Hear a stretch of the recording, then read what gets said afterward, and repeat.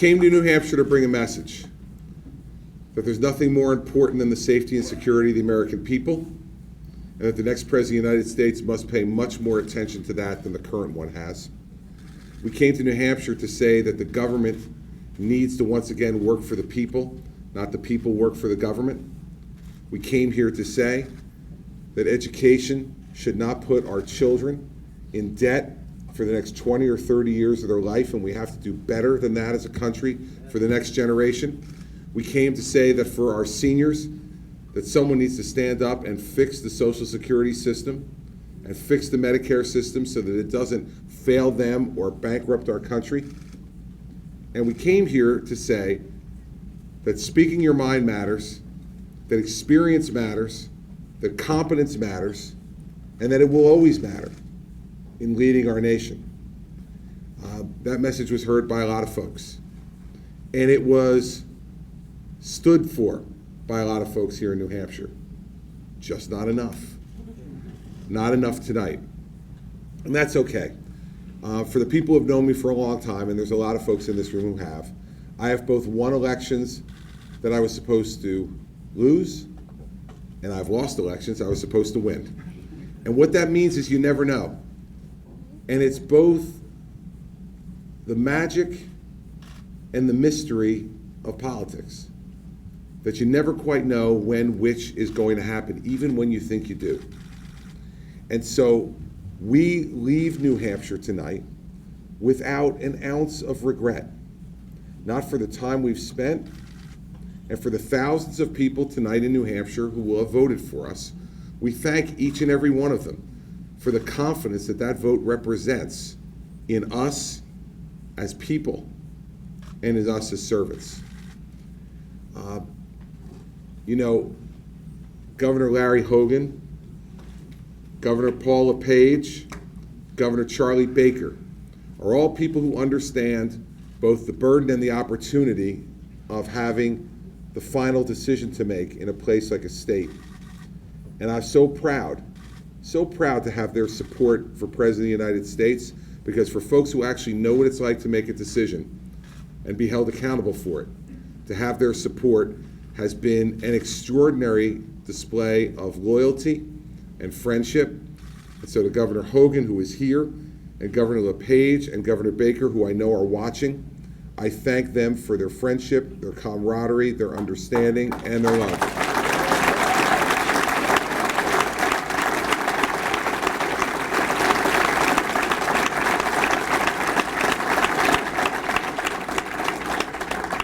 I want to congratulate Donald Trump on his victory tonight here in New Hampshire.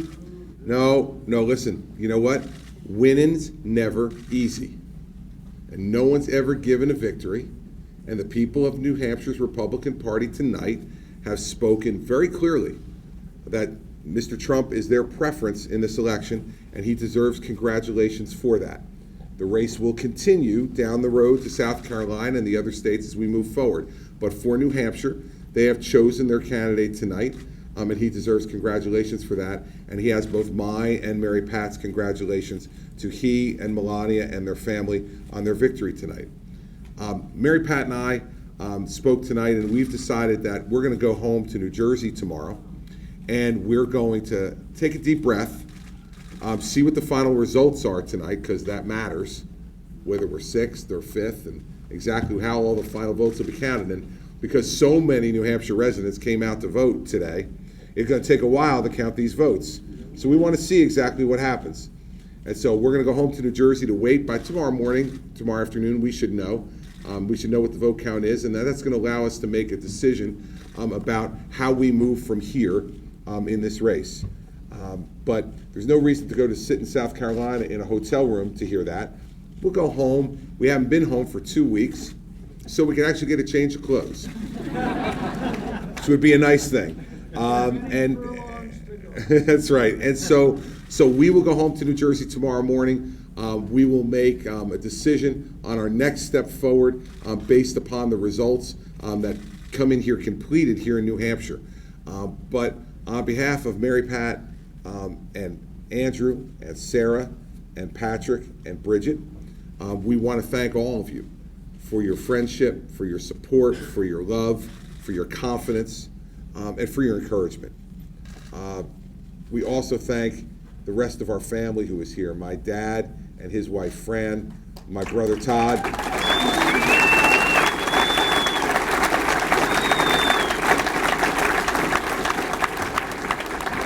and my younger sister Dawn, who I know is watching at home and knows that I feel her love as I'm standing up here the way I always do.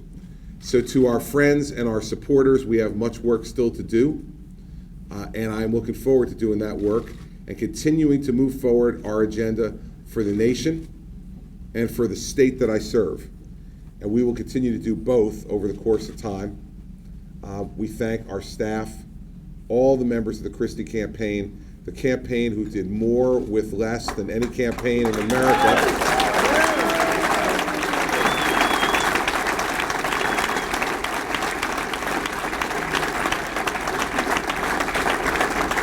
And that means the folks who ran the campaign, Maria Camella and Ken McKay, the folks, yeah, sure, you can applaud for them.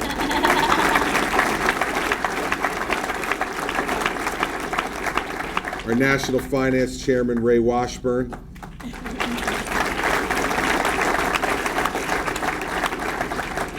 And the guy who knows more about New Hampshire than any guy from New Jersey I've ever met in my life, Matt Mowers.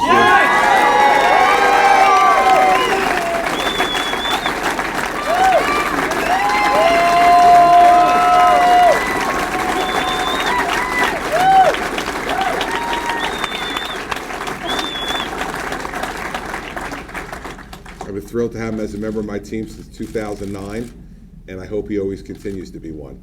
So, to the people of New Hampshire and to the people of our country who are watching tonight, I say thank you for your confidence, your support, for your taking the time to listen to the things that we've had to say. You know me, I won't stop talking. I'll continue to speak out about the issues that I care about. We'll continue to work really hard together. And we'll move down the road from here based upon the results tonight in what's best in this order. For my family, for my state, and for my country. And I thank you all very much.